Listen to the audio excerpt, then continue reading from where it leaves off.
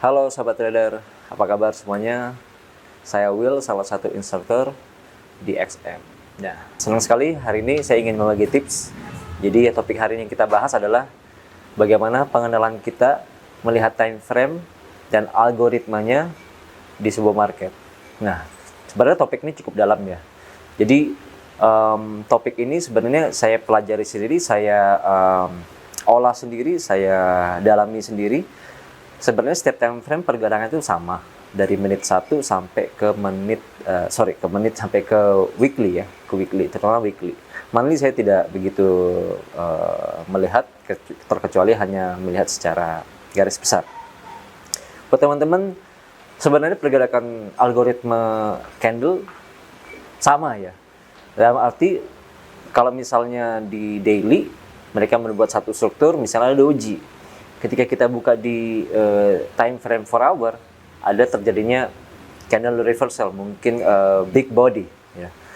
Kita melihat lagi lower time frame H1 terjadinya struktur market kemungkinan ada support dan resistance. Kita buka lagi ke M15, M30, terjadi adanya struktur market, support dan resistance. Nah, teman-teman sebenarnya kalau kita melihat secara garis besar ya, kita stop di M15, kita bisa melihat bagaimana pergerakan market ini cukup memberikan banyak informasi. Ya, kita bisa melihat bagaimana support itu kebentuk, resistance itu kebentuk.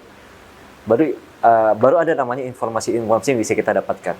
Terlepas daripada itu, di sini saya juga bermain di sampai M1 ya, M1, M5. Nah, ketika kita melihat lebih rendah time frame, kita akan mendapatkan informasi yang lebih juga ya. Ada informasi-informasi yang Anda bisa dapatkan setiap time frame. Misalnya contoh dari M1, kita bisa melihat bagaimana reaksi pasar market ketika menyentuh harga tertentu. Apakah mereka akan nge-break, apakah mereka akan multiple rejections, kita bisa melihat secara detail. Jadi kalau kita bicara sisi algoritma, pergerakan market dari M1 sampai weekly sebenarnya sama dari sisi 1 candle, 2 candle, 3 candle, sehingga mereka memberikan satu struktur market yang bisa Anda baca dan bisa kalian mengerti.